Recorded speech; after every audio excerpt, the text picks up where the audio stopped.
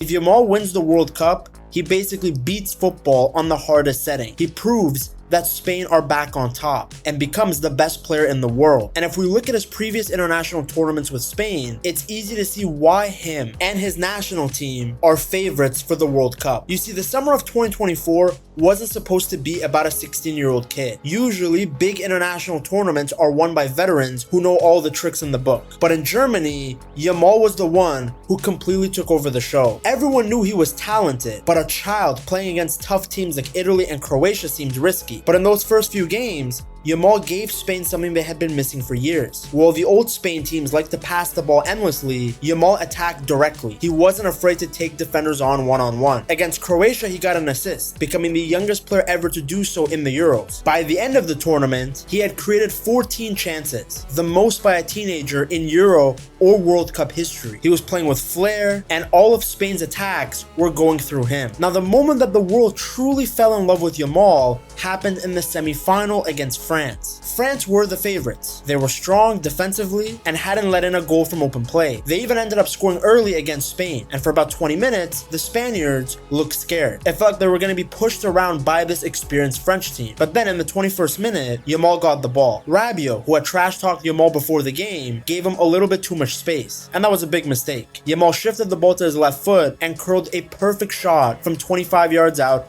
into the top corner. At 16 years old, he became the youngest goal scorer in Euro history. But the record wasn't the only thing that was impressive. It was Yamal's confidence. To try a shot like that in the semi-final when your team is losing is just wild.